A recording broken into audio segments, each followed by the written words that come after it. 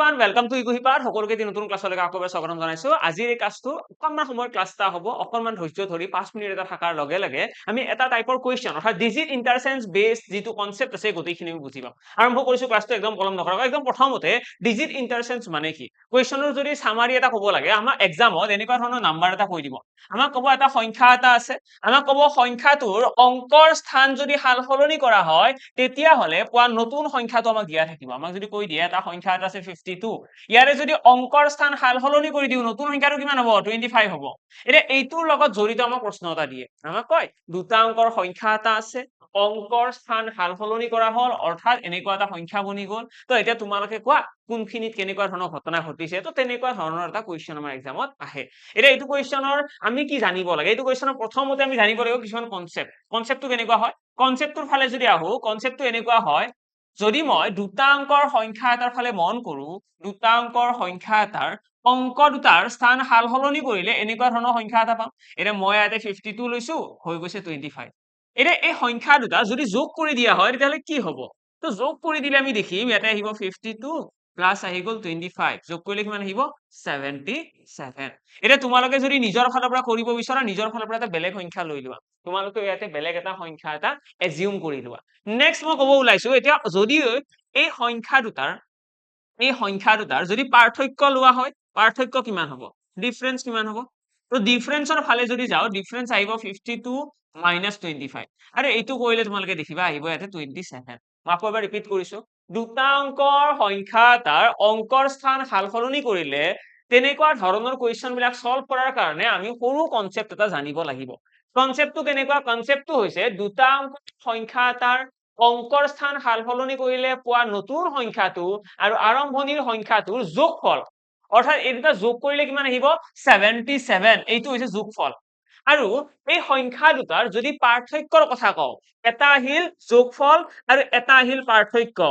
দুটা বস্তুতে এটা প্যাটাৰ্ন এটা দেখা পোৱা যায় আৰু প্যাটাৰ্নটো হৈছে যিটো যোগফল থাকে সি সদায় 11ৰ গুণিত হয় মানে যোগফলটো কি হ'ব 11ৰ গুণিত আৰু যিটো ডিফাৰেন্স থাকে ই সদায় 9ৰ গুণিত হ'ব আমি এটা লাইন নোট বুলিও লিখি ৰাখিব পাৰিম যে দুটা অংকৰ সংখ্যা এটাৰ অংকৰ স্থান যদি সালসলনি কৰা হয় তেতিয়া হলে এই সংখ্যা দুটাৰ যিটো যোগফল থাকিব সেইটো সদায় 11ৰ গুণিত হ'ব 11ৰ গুণিত যেনেকৈ এইটো 11 7 গুণ কিমান 77 ঠিক একেদৰে এই সংখ্যা দুটাৰ যিটো পাৰ্থক্য থাকে সেইটো সদায় হ'ব 9ৰ গুণিত যদি তোমালোকে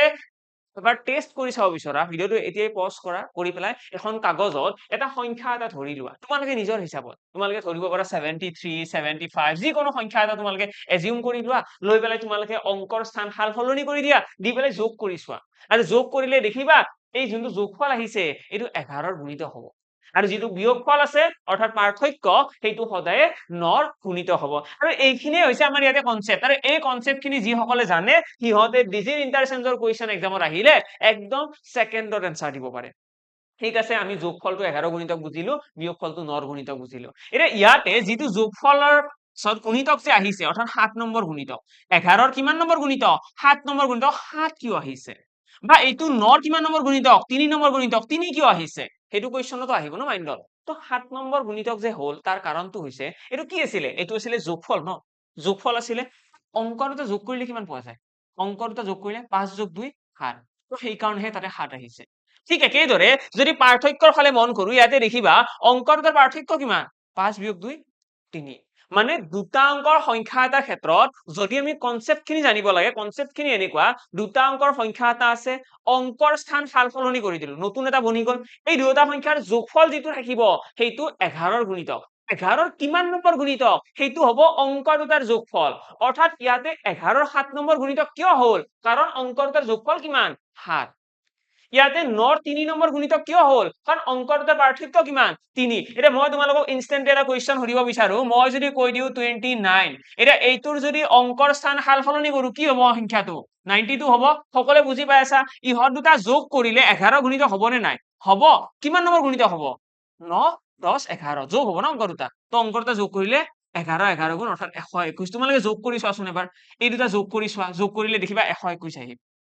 আহিব ঠিক একেদৰে যদি পাৰ্থক্য উলিয়াব লাগে পাৰ্থক্যটো কাৰ গুণিত ইহতৰ পাৰ্থক্যটো সদায় 9ৰ গুণিত হ'ব 9ৰ কিমান নম্বৰ গুণিত হ'ব কেনেকৈ উলিয়াবা 9ৰ পৰা 2টো বিয়োগ কৰি দিয়া অংক দুটাৰ পাৰ্থক্য ন আৰু অংকৰ দুটা পাৰ্থক্য কিমান দেখিম ইয়াতে 7 আহিব অৰ্থাৎ 9 7 গুণ কিমান 63 মানে এইখিনি হ'ল আমাৰ ইয়াতে শিকিব লগা কনসেপ্ট আমি ইনষ্টেন্টলি ক'ব পাৰিব লাগিব দুটা অংকৰ সংখ্যা এটাৰ অংকৰ স্থান সাল সলনি কৰিলে যোগফল 11 ৰ গুণিতক আৰু বিয়োগফল 9 ৰ গুণিতক এইখিনি যদি জানা তোমালোকৰ কাৰণে এই গোটেই কনসেপ্ট খিনি সহজ এটা আৰু এক্সাম্পল দি পেলাই মই সামৰিছো 59 এটা দিলো এইটোৰ অংকৰ স্থান সাল সলনি কৰিলে 95 হ'ব ইহঁতৰ যোগফল কিমান হ'ব যোগফল আহিব 11 গুণিতক কিমান নম্বৰ গুণিতক হ'ব 9 আছে 14 যদি আমি বিয়োগফলৰ কথা কওঁ এইটো কিমান নম্বৰ গুণিত হ'ব 9 9 পৰা 5 গুচি গ'লে 4 তো এইটো হৈ গ'ল বিয়োগফল 36 আৰু এইটো কিমান হৈ যাব 154 154 ঠিক আছে তো আমাৰ যোগফলটো আমি পাই গলো 154 আৰু বিয়োগফল কিমান পাই গলো 36 আৰু এনেদৰে আমি যোগফল আৰু বিয়োগফলৰ কনসেপ্ট খিনি জানিলে আমি প্ৰতিটো কোৱেশ্চন কৰিব পাৰি এতিয়া আৰম্ভ কৰিছো কোৱেশ্চন কেইটামান হয়তে প্ৰথমটো কোৱেশ্চন এইটো এটা কি কৈছে চোৱা sum of the digit of a two digit number এটা দুটা অংকৰ সংখ্যা এটাৰ অংকৰ তাৰ যোগফল আছে 9 অংকৰ তাৰ যোগফল কিমান কৈছে 9 এটা অংকৰ তাৰ যোগফল 9 মানে যদি মই ধৰি লও যে সংখ্যাটো হৈছে xy ধৰা হল যিটো সংখ্যাৰ কথা আমি ইয়াতে আলোচনা কৰি আছো সেই সংখ্যাটো হৈছে xy তেতিয়াহলে এই অংকৰ তাৰ যোগফল কিমান হ'ব অংকৰ তাৰ যোগফল আমাৰ কোৱেশ্চনত কৈছে 9 sum of the digits অংকৰ তাৰ যোগফল of a two digit number is 9 when we interchange digit আমাক যদি কৈছে অংকৰ তাৰ যদি সাল সলনি কৰি দিও অৰ্থাৎ y x যদি বনাই দিও তে কি হ'ব it is found that the resulting new number is greater than the original number মানে origin numberতকৈ new number টো এইটো new number ন এইটো যদি origin এইটো new number অৰিজিনতকৈ নিউটো ডাঙৰ ডাঙৰ কাৰণে এইটো চিনটো দিছো কিমান ডাঙৰ 27 ডাঙৰ এটা এই সংখ্যাটোতকৈ এইটো ডাঙৰ মানে এইটো কি দিয়া আছে 27 টো ডিফাৰেন্স পাৰ্থক্য ন 27 ডাঙৰ মানে কি এই দুটাৰ পাৰ্থক্যটো দিয়া আছে আৰু এই 27 টোতে দিয়া আছে 27 টো কাৰ গুণিত ডিফাৰেন্সটো সদায় কাৰ গুণিত ডিফাৰেন্সটো সদায় সকলোৱে হয়তো এনসাৰ কৈছে 9 ৰ গুণিত এটা ইয়াতে 27 আছে মানে কিমান নম্বৰ গুণিত 3 নম্বৰ গুণিত তো আমি এতিয়া গম পালো যে অংক দুটাৰ যোগফল এটা কৈয়ে দিছে 9 আৰু ডিফাৰেন্সটো 9 ৰ 3 নম্বৰ গুণিতক 3 নম্বৰ গুণিতক কিয় আহিছে 3 তাৰ অৰ্থটো হৈছে অংক দুটাৰ পাৰ্থক্য কিমান অৰ্থাৎ x - y কিমান হ'ব 3 যেনেকৈ অংক দুটাৰ যোগফল 9 বুলি কৈছে অংক দুটাৰ পাৰ্থক্য কিমান 3 ইয়াৰে পৰা আমি x আৰু y দুয়োটাৰে ভ্যালু উলিয়াব পাৰিম কেনেকে দুইটা যোগ কৰি দিয়া তো টুৱাইস x হৈ গ'ল y কাট খাই গ'ল ইকুৱেল 9 3 কিমান 12 ইয়াৰে পৰা x ইকুৱেল তোমালোকে পাই যাবা কিমান 6 যদি x ইকুৱেল যদি 6 হয় 6 ৰ লগত কি যোগ কৰিলে 9 হ'ব তো y ইকুৱেল কিমান হৈ গ'ল y ইকুৱেল হৈ গ'ল 3 তো x আৰু y দুয়োটাৰে আমি ভ্যালু গম পাই গ'লো আমাক উলিয়াব কি দিছে what is the two digit number আমাক দুটা অংকৰ সংখ্যাটো উলিয়াব দিছে আমি কি বুলি কম 63 will be our correct answer যদি x টোক মই 6 বুলি কওঁ y টো কি হ'ব 3 তো 63 হৈ গ'ল কাৰেক্ট আনসাৰ ঠিক আছে তো জাস্ট এই কনসেপ্ট খিনি জানিব লাগে নেক্সট কোৱেশ্চনৰ ফালে আহিছো এইটো কোৱেশ্চন এটা কি কৈছে if digits of a two digit number are interchange এটা দুটা অংকৰ সংখ্যা এটা ইন্টাৰচেঞ্জ কৰা বুলি কৈছে আৰু কি কৈছে then the difference between the two digit number will be 63 ডিফাৰেন্সটো দিয়া আছে এটা 63 যোনটো দিয়া আছে এইটো 9 ৰ গুণিত হ'ব ন পাৰ্থক্য দিয়া আছে কিন্তু 9 ৰ গুণিত 9 কিমান নম্বৰ গুণিত এইটো 9 7 গুণ 63 আৰু এই 7 টো ইয়াতে কিয় আহিছে 7 কিয় আহিছে তো কি বুজায় 7 টোৱে বুজায় যদি মই দুটা অংকৰ সংখ্যাটো xy বুলি ধৰি লও অংক দুটাৰ পাৰ্থক্য কিমান হ'ব পাৰ্থক্য 7 হ'ব এইটো বুজায় ন অংক দুটাৰ পাৰ্থক্য বুজায় ইয়াতে তোমালোকক মই সকলোৱে ষ্টাৰ্টিংতে এক্সাম্পল দিছিলো যে যিটো যোগফল থাকে যোগফলটো কি বুজায় 11 ৰ গুণিতক 11 ৰ কিমান নম্বৰ গুণিতক 7 নম্বৰ 7 কিয় আহিছে কাৰণ 5 + 2 8 9 কিমান নম্বৰ গুণিতক 3 নম্বৰ 3 টোৱে কি বুজাইছে অংক দুটাৰ পাৰ্থক্য 5 - 2 3 ঠিক একেদৰে ইয়াতে আমাৰ কি হ'ব ইয়াতে যেনেকৈ আমাক কৈছে 9 7 গুণ 63 9 ৰ গুণিতক ন তো আৰু 9 ৰ গুণিতক কেতিয়া হয় যদি পাৰ্থক্য দিয়া থাকে ইয়াতে ডিফাৰেন্স দিয়া আছে সো ডিফাৰেন্স পাৰ্থক্য নেক্সট আমি x - y 7 গম পালো আৰু কি দিয়া আছে and the product of the digit of the number is 8 আমাক কৈছে অংক দুটাৰ পূৰণফল অৰ্থাৎ xy অংক দুটাৰ পূৰণফল প্ৰডাক্ট মানে কি xy দিয়া আছে 8 এতিয়া xy ইকুৱেল যদি 8 হয় ইয়াৰে পৰা আমি উলিয়াব পাৰিম আমাক কৈছে find the larger of the two number আমাক কৈছে এই যে সংখ্যা দুটা আছে এটা সংখ্যা হৈছে xy ইয়াৰ যদি ডিজিটটো এটা চেঞ্জ কৰি দিও কি হৈ যাব yx হ'ব ন তো আমাক ইয়াৰে ডাঙৰটো উলিয়াব দিছে যোনটো ডাঙৰ হয় সেইটোৱে উলিয়াবা তো আমাক এটা দিয়া আছে অংক দুটাৰ পূৰণফল 8 অংক দুটাৰ পাৰ্থক্য 7 অংক দুটাৰ পূৰণফল কিমান হ'ব লাগিব বিয়োগফল কিমান হ'ব লাগিব 7 হ'ব কেনেকৈ উলিয়াম ইয়াৰ পৰা তোমালোকে ৰিপ্লেচ কৰিব পাৰিবা x ইকুৱেল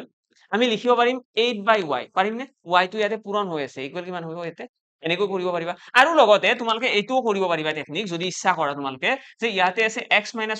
7 তো x ইকুৱেল কিমান হ'ব 7 + y হ'বনে তো যদি x ৰ ভ্যালু যদি 7 + y হয় ইয়াতে বহাই দিয়া ইয়াতে কি হ'ব x whole into 7 plus sorry তে y ৰ ভ্যালু নাকি ওকে অলপমান মিস্টেক হৈছে তো আমি ইয়াতে যদি x ৰ ভ্যালুটো পুট কৰি দিও x ৰ ভ্যালুটো আহিব 7 + y